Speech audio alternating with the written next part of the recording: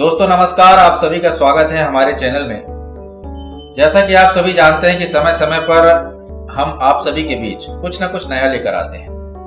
हमारे आज के पॉडकास्ट के माध्यम से हम एक ऐसे व्यक्तित्व से आप सभी को रूबरू कराने जा रहे हैं। जैसा कि आप सभी ने सुन रखा है और कहा भी जाता है कि मंजिलें उन्हीं को मिलती हैं जिनके सपनों में जान होती है।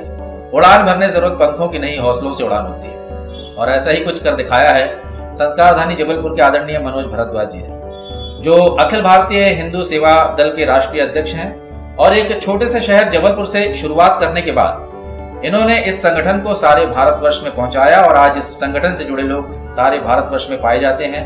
संगठन के माध्यम से समाज सेवा के कार्य किए जाते हैं और भी बहुत सारी चीजें लगातार सक्रिय रूप से की जा रही हैं, जो हमारी देश सेवा से जुड़ी हैं, जो गरीबों की सेवा से जुड़ी हैं, शिक्षा जगत से जुड़ी हैं। और ऐसी तमाम चीजों के बारे में जिक्र करने के लिए आप सभी के बीच आज हमारे साथ इस चैनल पर हैं अखिल भारतीय हिंदू सेवा दल के राष्ट्रीय अध्यक्ष आदरणीय मनोज भारद्वाज जी।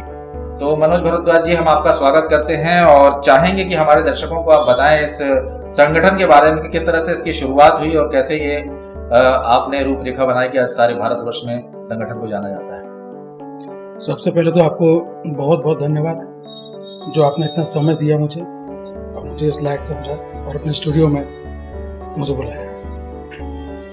अखिल भारतीय हिंदू सेवा दल की जो शुरुआत हुई थी, वैसे जो आपने भी कहा कि सफ़र जो शुरुआत होती है जी, तो उसी प्रकार से सफ़र और संगठन दोनों एक साथ ही चले थे। मन में जब बात ऐसी आई कि कहीं पर हम अपनी कोई बात करते हैं तो उसको हम व्यक्त नहीं कर पाते जी। कहीं पर कुछ घटना दुर्घटना या कहीं प्रेरक प्रसंग देखते हैं तो हम उसको व्यक्त नहीं कर पाते, और कहें तो किससे कहें जी।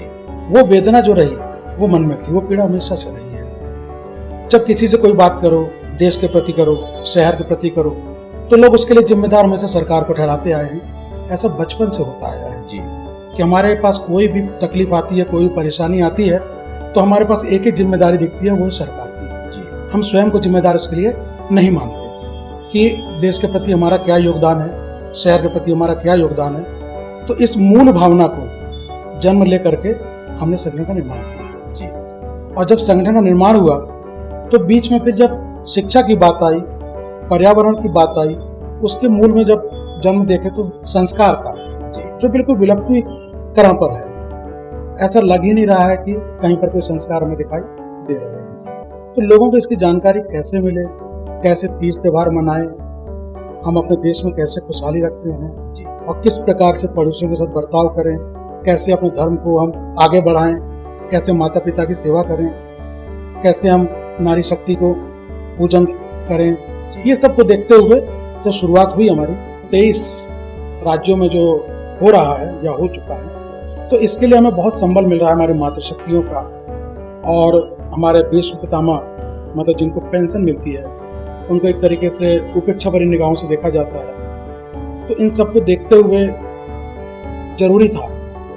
अब इसको आप कुछ भी कह सकते हैं, किसी प्रकार से भी कह सकते हैं कि अखिल भारतीय हिंदू सेवा दल एक जैसा नाम सुनने के बाद में एक प्रेरणा आ जाती है मन में, या एक पिक्चर सी बन जाती है कि ये संगठन भी एक नेतागिरी वाला संगठन होगा, ये संगठन भी हिंदुओं के लिए मारकाट करता होगा, ये भी हिंसात्मक होगा। ऐसा कुछ भी नहीं है। ये पूर्णतः गैर राजनीतिक संगठन है और संस्कार विहीन लोगों को संस्कार देने का प्रमुख रूप से काम करता है।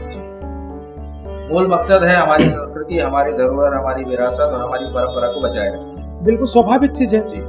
आज हम नहीं कहते, शास्त्र कहते हैं कि सुबह उठो तो माता पिता को देख करके उठो जी, हथेली को देख करके उठो। ये हमने कोई नया काम तो किया नहीं है। जब हमारा पूरा जीवन यहाँ पर माता पिता करते हैं, अपने सारे स्वप्नों को वो बिल्कुल समझौते के साथ जीते हैं, तो आज जब उनकी बारी आती है तो फिर हम कहाँ चले जाते हैं। हमारे शास्त्रों में विधान नहीं था वृद्धाश्रम का, ये विधान कौन लेकर के आया, ये रणनीति किसने बनाई, कि किसका षड्यंत्र है ये कि आज हमारी सरकार भी वृद्धाश्रम के लिए जगह दे रही है।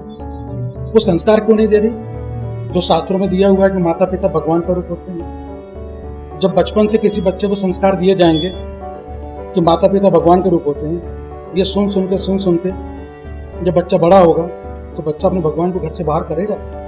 क्या आपको ऐसा लगता है? तो हम लोग यही सिखाते हैं, जब आप घर से बाहर निकलें तो भगवान के दर्शन करें तो करें, लेकिन माता पिता की आंखों को देख करके जरूर करें। उनकी आंखें आपसे क्या उम्मीद कर रही हैं, आप किस लिए निकल रहे हो, वो बिल्कुल जानना नहीं चाहते। मत बताइए, आप मत चिड़चिड़ाइए उनको, लेकिन उनकी आंखों की उम्मीद को ये देखिए, वो एक ही उम्मीद कर रही हैं कि बेटे जहां भी जा रहे हो अच्छे से जाना और समय पर वापस आना। जो बच्चे आजकल भूलते जा रहे हैं, मोबाइल है, माता पिता के फोन आते हैं तो हम चिड़चिड़ा जाते हैं, और दूसरों के फोन आते हैं तो हम भरी भीड़ को छोड़ करके किनारे जाके भागते हैं। तो इसको हम संस्कार विहीन ही मानेंगे, और संस्कार का किसी भी स्कूल की पढ़ाई से, किसी भी डिग्री से कोई संबंध नहीं। तो संगठन के बारे में हम चर्चा कर रहे हैं, संगठन के उद्देश्यों के बारे में चर्चा कर रहे हैं, तो हम ये जानना चाहेंगे कि आज भारतवर्ष में संगठन में जो लोग जुड़े उनकी संख्या लगभग कितनी हो, कितना बड़ा ये संगठन हो चुका है? हमारा संगठन जो है कम से कम 96,000 लोग इसमें जुड़ चुके हैं जी। और हमारे 13 प्रकोष्ठ काम कर रहे हैं जी।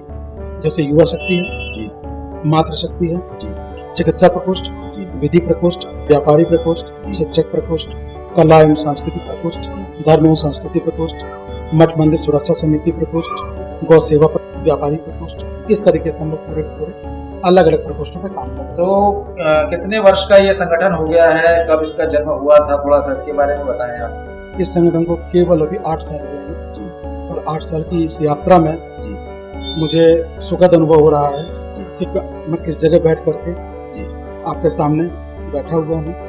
तो ये उसी की एक उपलब्धि है कि दुनिया में आप कहीं भी घूम के आ जाइए, सबसे बड़ा सुकून अपने घर में ही मिलता है, अपने लोगों के बीच में ही मिलता है।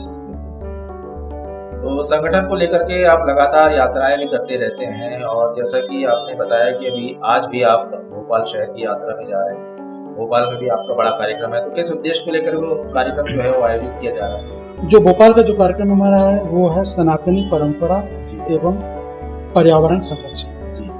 जैसे पर्यावरण को अभी लोगों ने ये समझा है कि पर्यावरण हमारा भी कुछ दिन से ही खराब हो रहा है और कुछ दिन से ही प्रदूषण हो रहा है, और कुछ दिनों से ही पर्यावरण हमारे लाइमलाइट में आया है। ऐसा नहीं है। पर्यावरण का सनातनी परंपरा से क्या संबंध था, और सनातन में पर्यावरण को कहाँ मुख्य स्थान दिया गया है, किन वृक्षों को पूजन योग्य बनाया गया है, तो ये हम अपने बच्चों को, अपनी पीढ़ी को कैसे बताएं। तो उसके लिए ये कार्यक्रम हमारा 22 तारीख को आयोजित हो रहा है। तो मनोज जी, आपका बहुत बहुत धन्यवाद। ये तो एक छोटी सी मुलाकात थी। उम्मीद है कि आप निकट भविष्य में भी बहुत जल्द एक लंबी अवधि के पॉडकास्ट के साथ हमारे साथ जुड़ेंगे, और अपनी वो तमाम उपलब्धियां और तमाम वो कार्य जो सारे भारतवर्ष में आपके संगठन के माध्यम से किए जा रहे हैं उनका जिक्र भी आप करेंगे। और जो भी आपके सवाल हों, यदि आप मनोज भारद्वाज जी से करना चाहते हैं और संगठन से जुड़ना चाहते हैं, जिस भी तरह की आपकी इच्छा हो, आप कमेंट में भी कर सकते हैं। तो अभी तो मनोज जी ने बहुत कम समय दिया है क्योंकि उन्हें बाहर निकलना है, लेकिन शीघ्र ही हम उनसे एक लंबा समय लेकर के और एक लंबी अवधि का पॉडकास्ट आपके बीच में लेकर आएंगे। तब तक के लिए आप सभी से आज्ञा चाहेंगे। नमस्कार।